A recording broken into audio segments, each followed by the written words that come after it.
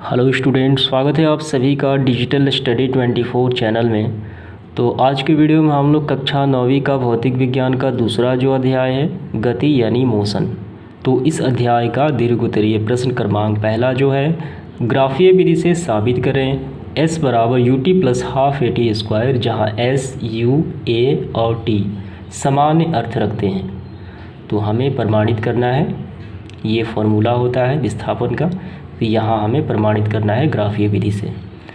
तो ये एक काफ़ी सिंपल सा प्रश्न है, तो आइए इसको हल करते हैं।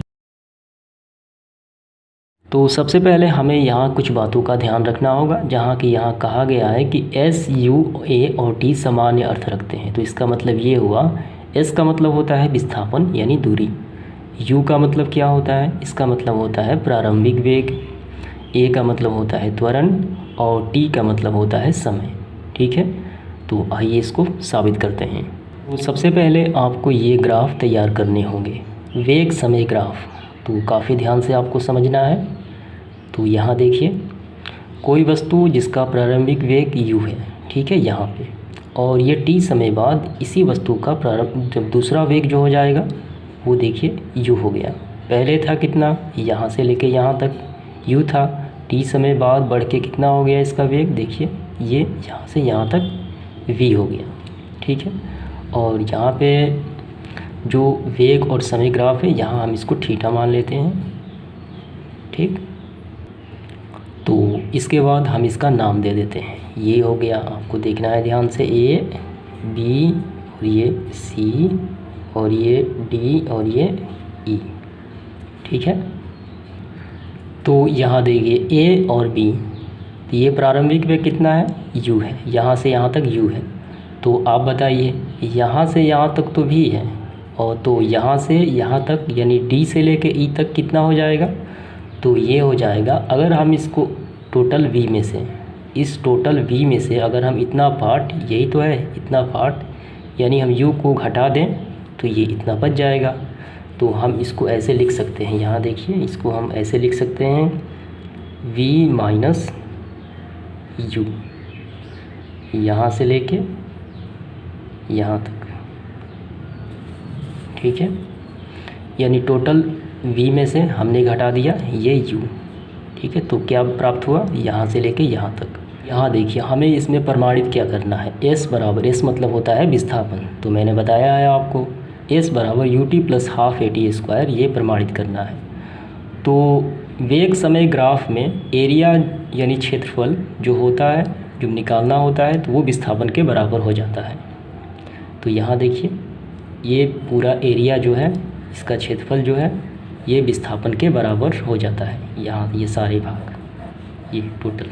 ठीक है, तो ये एरिया क्या है, तो ये एरिया है एक समलंब चतुर्भुज A, B, C, D और E। ये एक समलंब चतुर्भुज है। अगर हम इसका क्षेत्रफल निकाल दें तो ये विस्थापन के बराबर हो जाएगा। तो आइए कुछ बातें यहाँ पे लिखते हैं हम लोग। तो मैंने आपको क्या बताया, वेग समय ग्राफ में विस्थापन जो होगा समलंब चतुर्भुज A, B, C, D, E के क्षेत्रफल के बराबर हो जाएगा। A, B, C, D, E यानी इन पूरे क्षेत्रफल के बराबर हो जाएगा इसका विस्थापन। ठीक है, तो अगर हम इसका क्षेत्रफल निकाल दें तो ये आसानी से विस्थापन के बराबर हो जाएगा। S बराबर, समलंब चतुर्भुज का क्षेत्रफल का फॉर्मूला क्या होता है, तो समलंब चतुर्भुज का क्षेत्रफल का फॉर्मूला होता है 1/2 समांतर भुजाओं का योग। यहाँ हम लिखेंगे, तो इस समलंब चतुर्भुज A, B, C, D, E का क्षेत्रफल का फॉर्मूला समांतर भुजाओं का योग इंटू समांतर भुजाओं की दूरी, ये फॉर्मूला होता है, इसमें कुछ नया नहीं है। अब इसके बाद S बराबर, यहाँ देखिए 1/2 समांतर भुजाओं का योग। कौन सी समांतर भुजाएं हैं, तो समलंब चतुर्भुज कौन सा है, ये वाला पार्ट, तो इसकी समांतर भुजाएं AB और यहाँ पे E और C, ये भुजा और ये भुजा आपस में क्या है, समांतर है, तो इनका योग होगा। इस भुजा का क्या नाम है, AB नाम है, तो हम लिखेंगे यहाँ पे AB प्लस इस वाली भुजा का क्या नाम है, E और C, EC। ठीक है, गुणा समांतर भुजाओं के बीच की दूरी, तो समांतर भुजाओं की दूरी क्या होती है, यहाँ देखिए ये दूरी क्या है, BC। ठीक है, ये हो गया BC।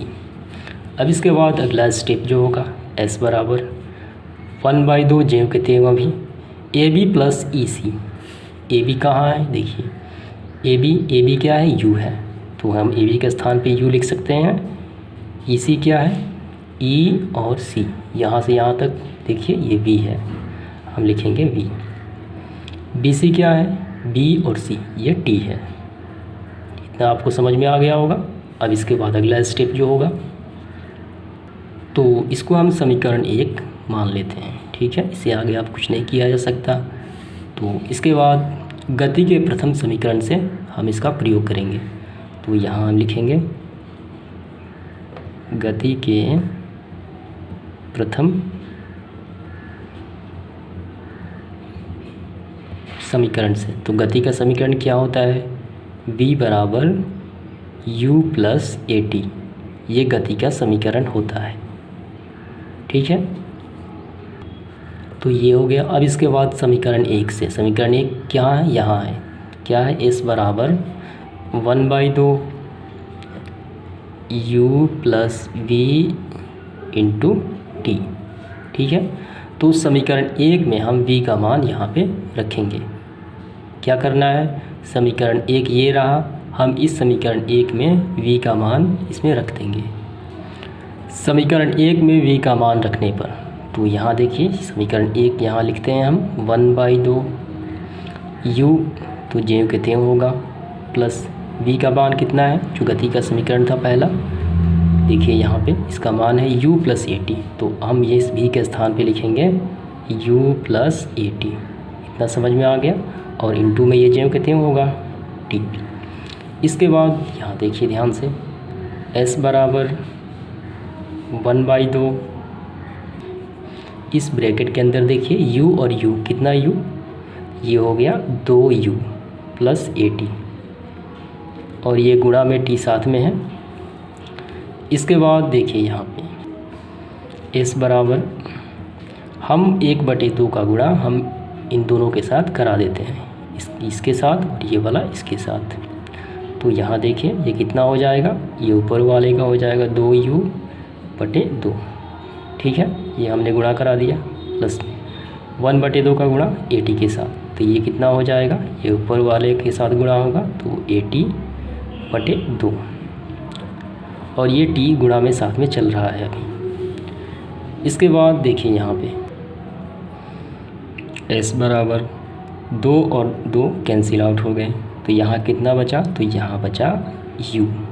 ठीक, प्लस, और यहाँ की, तो यहाँ कितना बचा, तो यहाँ बचा AT/2, और ये गुणा में T साथ में चल रहा है। ठीक, अब इसके बाद हम क्या करेंगे, इस T का गुणा हम अंदर करा देते हैं। तो S बराबर इस T का गुणा u के साथ कितना होगा, तो UT हो जाएगा। इस T का गुणा इन सब के साथ होगा, तो AT²/2 हो जाएगा। ठीक है, तो यहाँ देखिए S बराबर UT प्लस, हम इसको ऐसे लिख सकते हैं 1/2 इंटू यहाँ पे AT², ऐसे लिखा जा सकता है। ये गुणा में है 1/2, हम 1/2 को हमने बाहर निकाल लिया, तो यहाँ क्या बचा ऊपर, AT², तो और फिर इसको गुणा कर देंगे तो इतना ही प्राप्त हो जाएगा। तो इस प्रकार ये आसानी से प्रमाणित हो जाता है। S बराबर यानी विस्थापन का फॉर्मूला होता है UT प्लस हाफ AT²। साबित हुआ। उम्मीद करता हूँ ये आपको समझ में आ गया हो।